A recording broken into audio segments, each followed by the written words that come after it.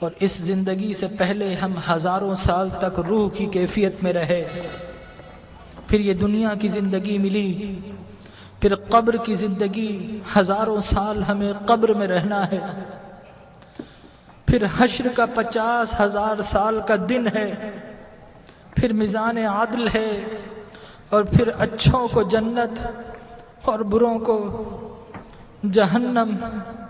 یہ انسانی زندگی کے مراحل ہیں، لیکن انسان کا المیہ یہ ہے کہ انسانی زندگی کا وہ گھر جو سب سے مختصر گھر ہے، انسان نے اسی زندگی کو اپنا سب کچھ سمجھ لیا ہے۔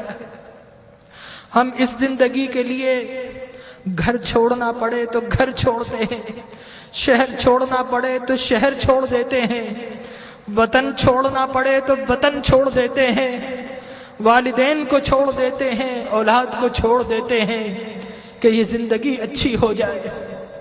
ڈاکٹر کہے کہ تمہارا جسم بیمار ہے، فلاں چیز چھوڑ دو، تو ہم وہ چھوڑ دیتے ہیں، حتیٰ کہ کھانا اور پینا بھی چھوڑ دیتے ہیں۔ لیکن میرے بھائیوں، اپنے دل پر ہاتھ رکھ کر بتاؤ کہ کبھی اللہ اور اس کے رسول کے لیے کچھ چھوڑا ہے؟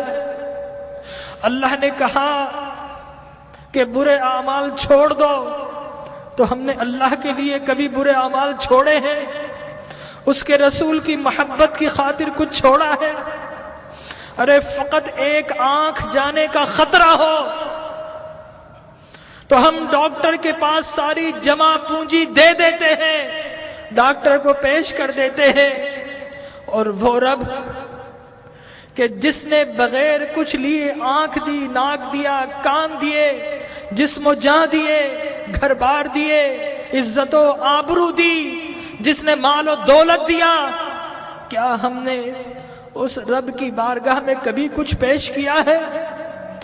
اپنے دل پر ہاتھ رکھ کر بتائیے، کبھی رات نیند کو قربان کر کے کبھی اس رب کی بارگاہ میں کچھ سجدے پیش کیے ہیں؟ کبھی اس رب کی خاطر آنسو بہائے ہیں؟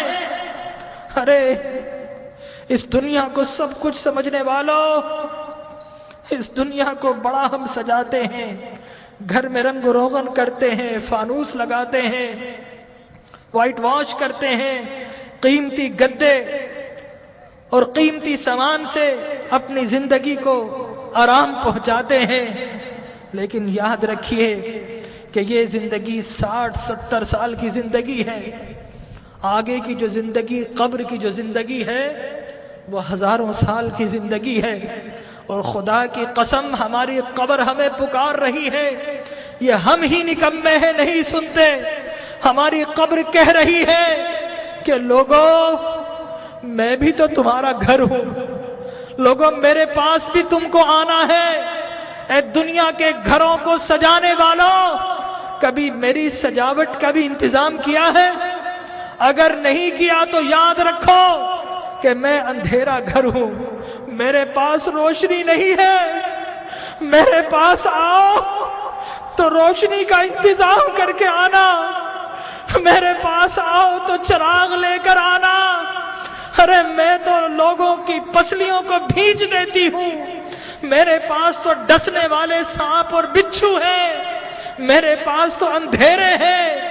ہماری قبر پکار رہی ہے کہ لوگوں میرے پاس تو سنگریزے ہیں، میرے پاس تو تعفن ہے، پیپ ہے، پس ہے، میرے پاس آؤ تو انتظام کر کے آنا، خالی ہاتھ آئے تو پھر بڑا پچھتاؤ گے، میرے پاس آؤ تو ایک اعمال کا دیا ہاتھ میں لے کر آنا۔ لیکن ہمارا المیہ یہ ہے کہ ہم قبر کی پکار سننے کو تیار نہیں ہیں۔ جو بڑے ہیں وہ اپنے کاروبار میں مست ہے، جو جوان ہیں اپنی جوانی کی مستی میں مست ہیں، اس دنیا کی رنگینیوں میں مست ہیں، اور جو چھوٹے ہیں انہیں کوئی بتانے والا ہی نہیں ہے کہ اس دنیا کے بعد ایک اور دنیا بھی ہے، اس زندگی کے بعد ایک اور زندگی بھی ہے۔ بتائیے اگر آپ سے کوئی کہے کہ دیوار کے پیچھے کوئی گن لے کر کھڑا ہے تو آپ جائیں گے؟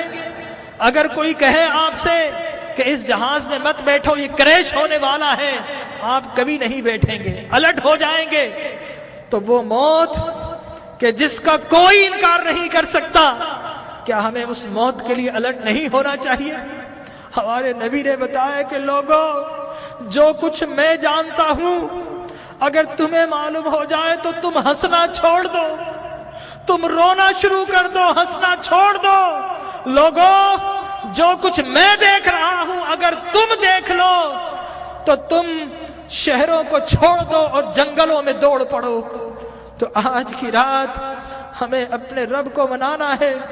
ہم بہت ہنس لیے ہیں، آج کی رات تو کچھ آنسو بہا لیجئے، اپنے رب کو منا لیجئے۔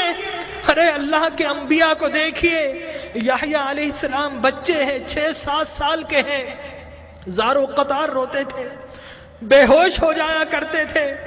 ایک روز اپنے گھر سے نکل گئے، غاروں میں چلے گئے، ماں باپ ڈھونڈ رہے ہیں، لوگوں سے پوچھتے ہیں 7-8 سال کا بچہ ہے، کسی نے دیکھا؟ ایک چرواہا کہتا ہے کہ بچہ تو نہیں دیکھا، ہاں اس غار سے رونے کی آواز آ رہی ہے، 3 دن سے کوئی رو رہا ہے اور اس کے رونے سے ہماری بکریوں نے کھانا اور پینا چھوڑ دیا ہے۔ ماں باپ اندر جاتے ہیں، دیکھتے ہیں اللہ کے نبی یحییٰ رو رہے ہیں۔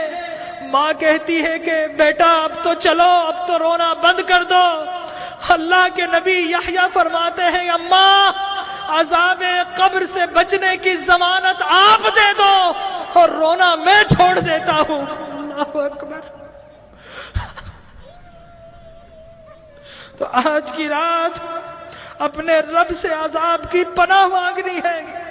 حضرت ابراہیم بن ادھم ایک باتھ روم، ایک ٹوائلٹ میں جاتے ہیں، جانے کی کوشش کرتے ہیں، حمام کا مالک روک دیتا ہے، کہتا ہے پیسے دو۔ حضرت ابراہیم بن ادھم رونا شروع کر دیتے ہیں اور کہتے ہیں کہ یہ لیٹرین جو شیطان کی جگہ ہے، یہاں پر جب بغیر پیسے کے نہیں جا سکتا، ارے اللہ کی وہ جنت جو انبیاء اور اولیاء کے رہنے کی جگہ ہے، وہاں اعمال کے بغیر کیسے جاؤں گا؟ تو آج اعمال کا چراغ لے لیجئے۔ اللہ تبارک و تعالی ہماری حاضری کو قبول فرمائے۔ اپنی محرومیوں کو یاد کیجئے، اپنی بیماری